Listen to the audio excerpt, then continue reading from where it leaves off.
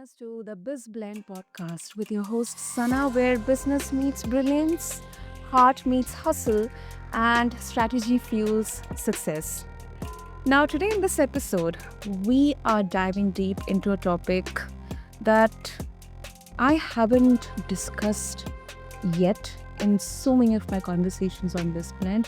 And also, this topic hits every leader where it counts: the hidden cost of employee turnover.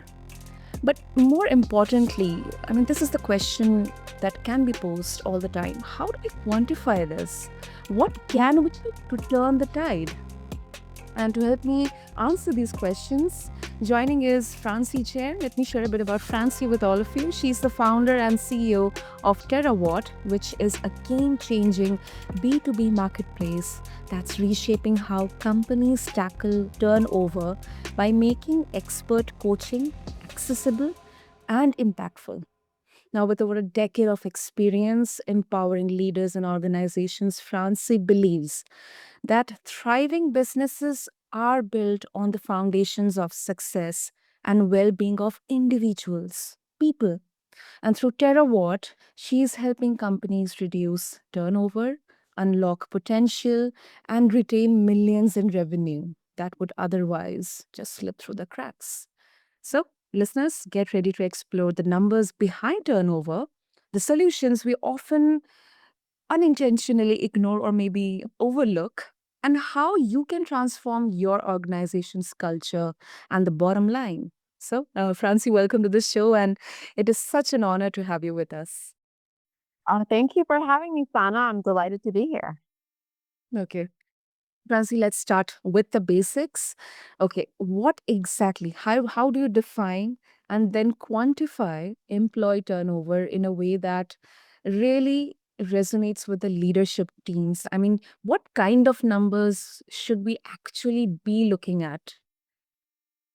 Yeah. So, one of the things that's really interesting is employee turnover really varies among verticals.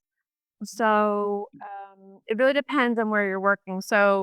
Like a really interesting statistic is like fast food companies have a really high turnover rate, like 60 or 70%, just because you have a lot of teenagers working there.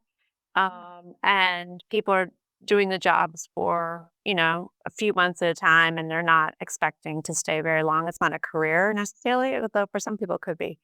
Um, I always follow the hospital space, and that's about 20% turnover, which I think is pretty high. Um, the first thing is definitely to benchmark and just understand like what your vertical looks like and what sort of average, because I think that it's kind of like what they say, it's unfair to make a fish walk or whatever the expression. But I mean, you can't it's hard to do something that's like completely out of your realm of potential. So I think it's important just to understand like what's normal, what's above average, what's below average. Because with this kind of area, I think having a lower turnover than the average is a huge benefit. So even just knowing the like relative numbers are great. Um, yeah. So one of the other things that people don't do, they don't quantify turnover.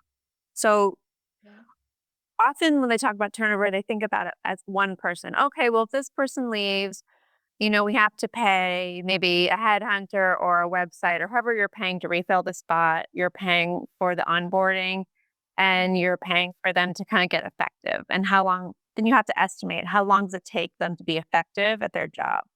So those are probably the three main ways to quantify it. And I would call those like the direct costs. And then there are the indirect costs. So again, like for the hospital space, it might be something like error rate, um, patient satisfaction rate, culture of safety. Those are all things that are measured in hospitals. So those are things you also want to be measuring, right? So if there's a high turnover rate, and if it's higher than average, or even if it's just average, some of these metrics for the organization are likely not good either. So as you reduce the turnover rate, the organizational effectiveness goes up. And that's a clear relationship. that's proven in the research. And that's the same thing for burnout as well. Hmm. That is concerning yet, to a very, very address to. Also, Fratzi, you mentioned that for a 500 employee company, turnover could cost over, okay, $4 million annually. That is staggering. So, can you break down where that figure comes from and how leaders can identify their own hidden costs? Yeah. So I don't have a spreadsheet in front of me, but these are the things to think about. Mhm. When people quantify turnover, there's this wide range in cost and what it costs to hire a new person. So Mhm. sometimes people will say, oh, it's about 30% of their salary to hire a new person. Other people will say it's multiples of the person's salary to hire another person. Mhm. So that's a wide range. So you have to also be like thoughtful about what you're actually spending your money on. So in like I used to work in finance, and in finance, a lot of jobs are hired through headhunters. Mhm. And headhunters will take, I think it's like, yeah, like 30% or something of the first year salary of the employee. Mm. But then there are other places where if you're just going on a website, that's obviously going to be a lot lower expense. But then you're also probably paying the person less if you're hiring off a website. Uh-huh. So that direct expense you have to think about. When the numbers get really high, oftentimes what's happening is it's not just the hiring cost, but it's also the replacement cost. So, like, what are you doing if there's no person in that spot? So, for anyone that has to get temporary work or pay overtime, that can make that could start to get very expensive, and that's when those numbers come in. And that's again, like I spend a lot of time looking at hospitals, and I can tell you this incredible case study Uh-huh. where they had it was in Colorado, a state, in the western, the mountain part of the U.S. And they had 4,500 employees in a health system. So it was hospitals and doctor's offices and all sorts of things. And they had a 24% turnover rate. And that was higher than the 20% average in hospitals. And because they were in a smaller town, they were like, this is unsustainable because we're running out of people. I mean, people just aren't moving to this town. So we have to be really careful about what our turnover rate looks like. So they brought in group coaching that was kind of looking at psychological safety and bringing it more to the space and to help their employees collaborate more. And it was optional. Mhm. And every year, they were able to lower the employee turnover rate so that after 9 years, it got to 4% from 24%. So huge reduction. Yes. And then what it turned out is that the difference between 24% turnover and 4% turnover, because they had 4,500 employees, it was $33 million a year. And that's a lot of money. Yeah. You don't need me to tell you that. But the point is that you could build a new fancy building every year for $33 million. So if you have that much revenue that now and things are functioning better in your organization, that's a lot of cash to a lot of choices, right? You could pay people more, you could give bonuses, you could buy more equipment. It just gives you many more choices on how to run your business. And I think, and that's what the point I'm trying to make is that every the turnover numbers can be different for everyone, but Mhm. it's so dramatic when it starts to come down because it's not just that, like, it's not like you have the same problems and you've lower turnover, you have fewer problems and you've lower turnover. So it's not a negative in any way. And it's really kind of investment in the organization. Yeah. Yeah. That absolutely makes sense. Absolutely makes sense. And that's really a great example to show the effectiveness, the importance, statistically or in terms of numbers. And also, Francie, we have seen a huge, paradigm shift in terms of the trends in employment, post pandemic. We saw quiet quitting, we saw quiet firing. We are seeing, you know, from remote to RTO shifts right now. How all these factors are affecting the employee turnover here? Because honestly, to me, that doesn't quite get along with the positive Yeah. side.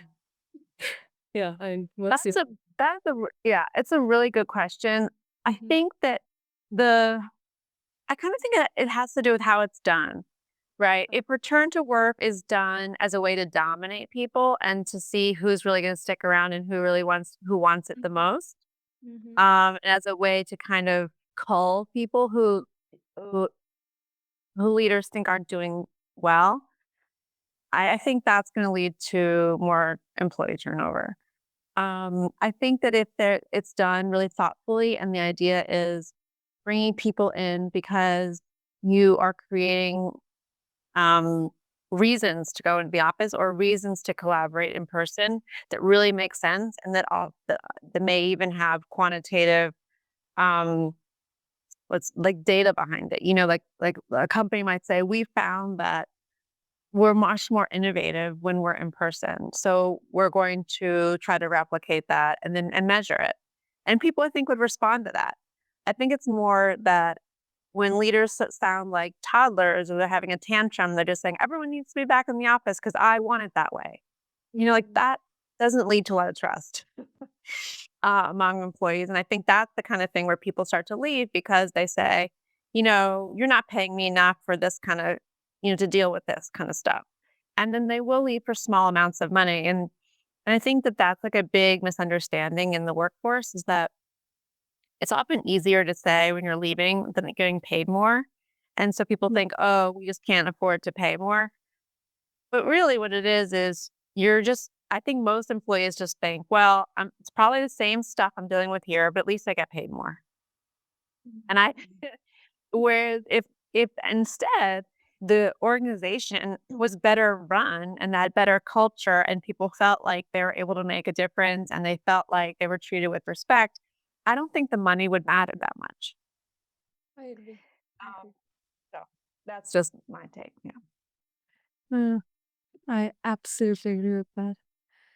Okay, now let's talk about Terawatt, Francie. So, how exactly Terawatt's group coaching model differ from the traditional one-on-one coaching, and why do you think it is particularly effective in reducing the turnover rates?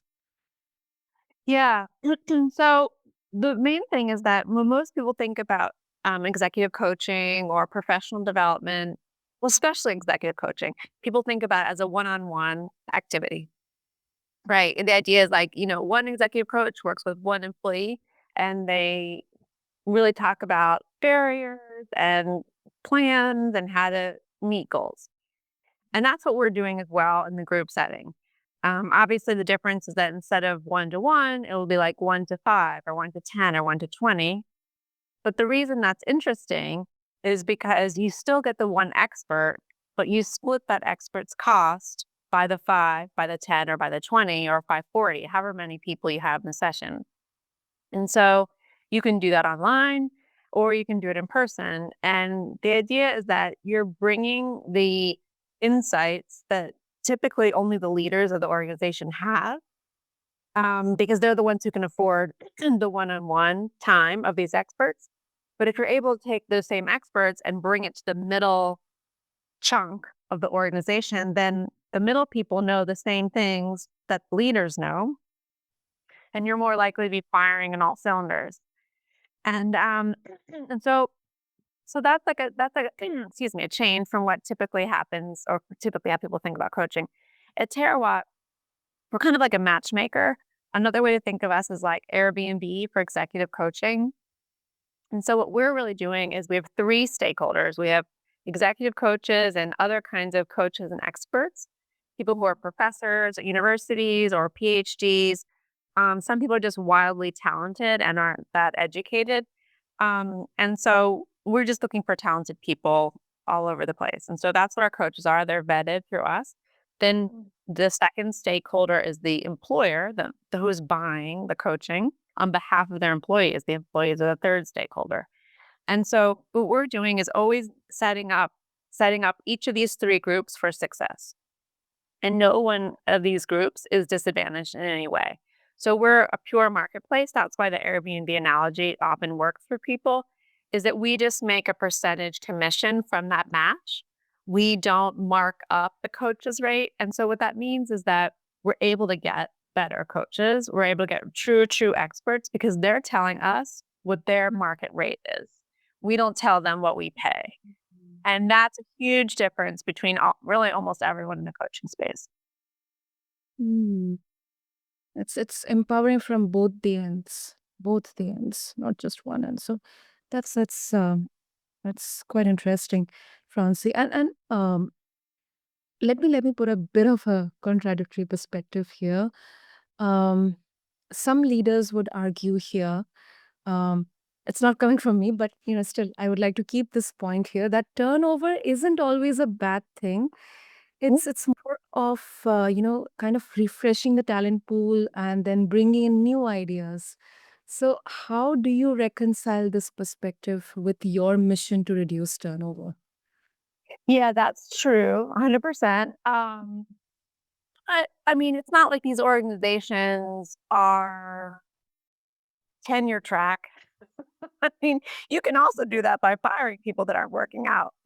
Um, so I think in a way that might be true, but the problem is if there is an organization where psychological safety is low or other problems are being seen, your talented people are leaving just as much as your untalented people. And so what you want is to keep the talented people. And at some point, every organization maxes out of money they can pay the talented people. So how are you going to keep the talented people around? And they want to work in organizations where they're respected and people are really just doing the work and there's not a lot of politics and there's not a lot of drama uh, Mhm.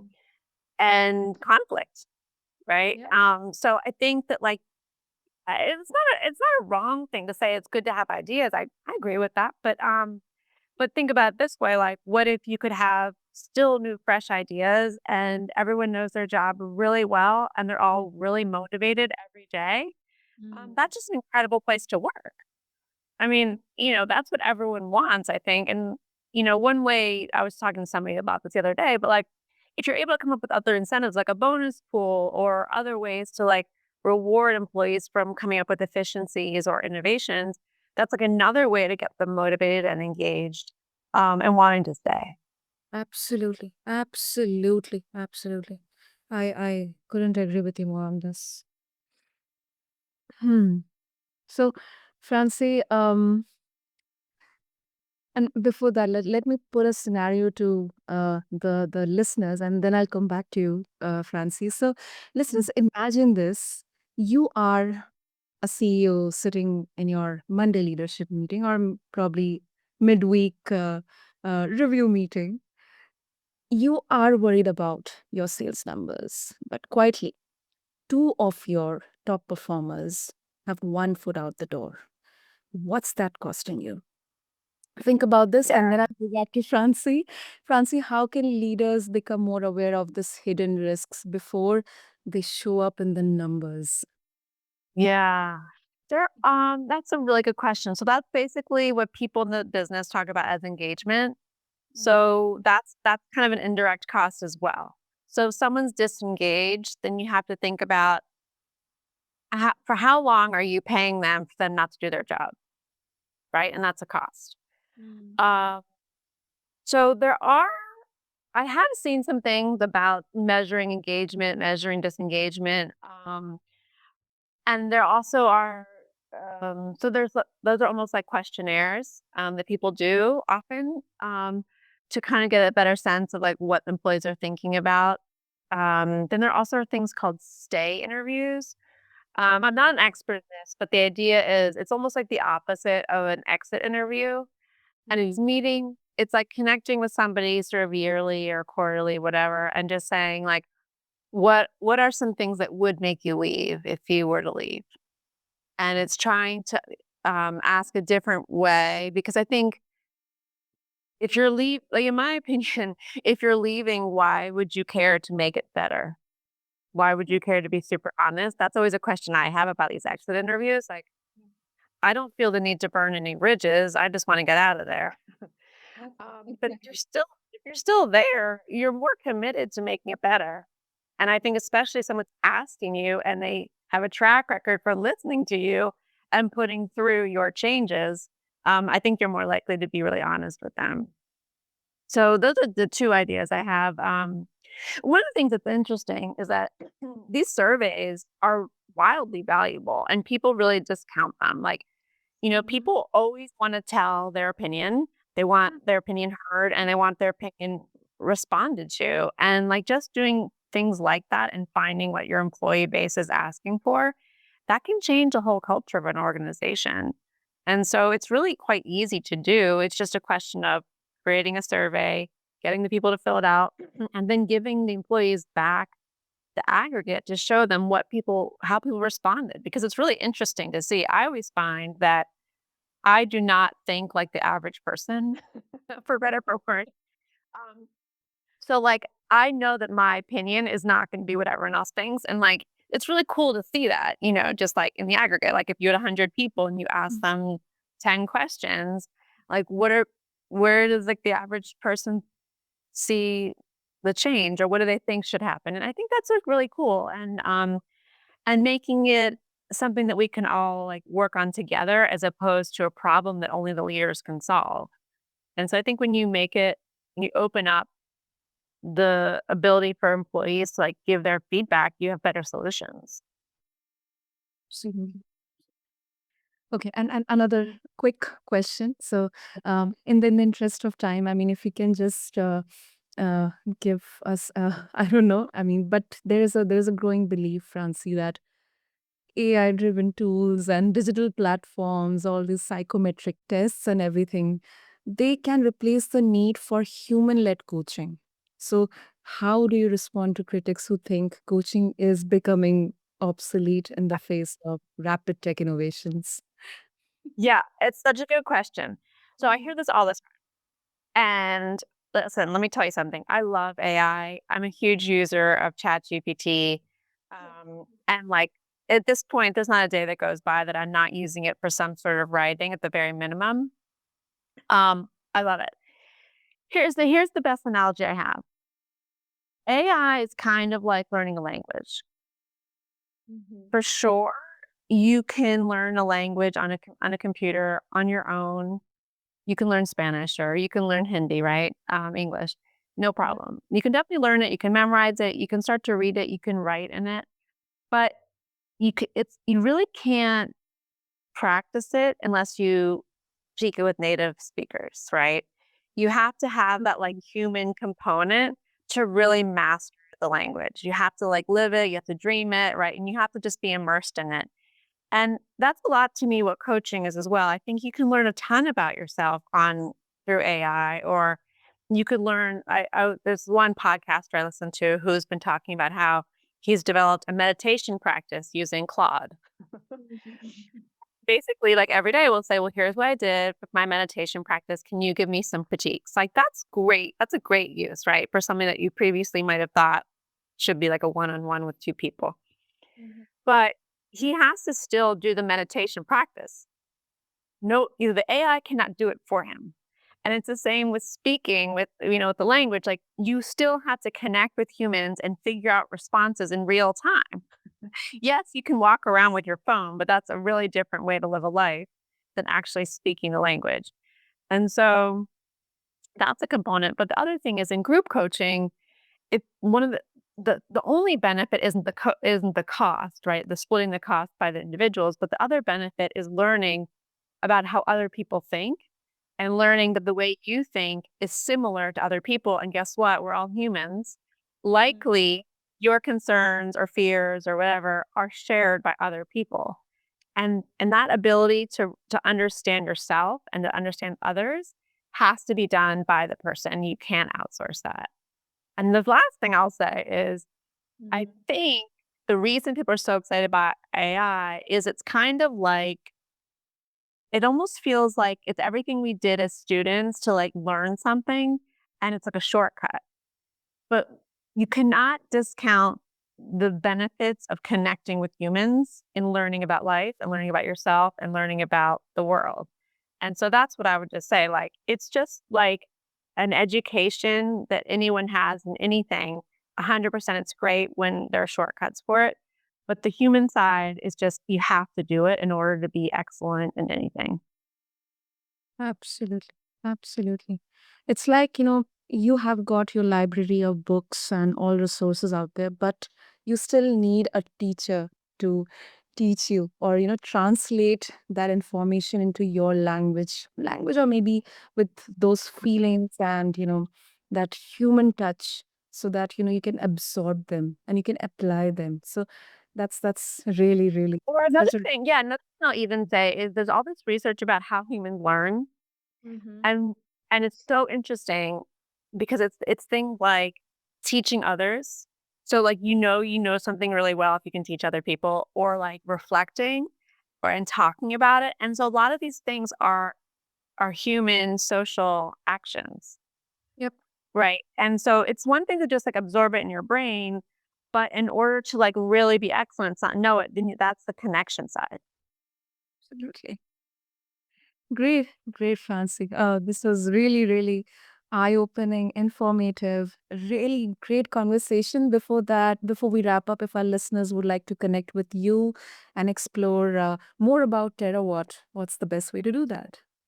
Yeah, the best way is probably on our website. It's terawatt.co.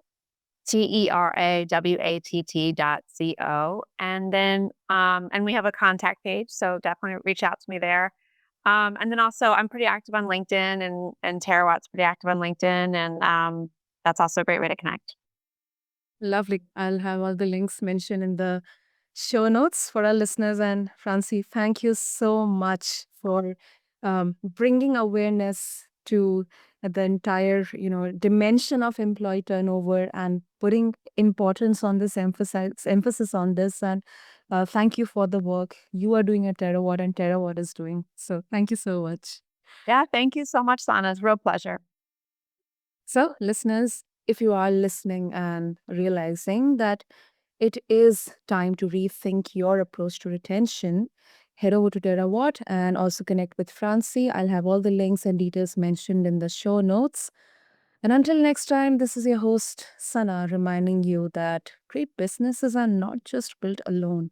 It takes the right people, it takes the right values and the resources, processes, the right culture or sometimes the right coach to unlock that next level of success. With that, stay curious and stay connected here on BizBlend. Thank you.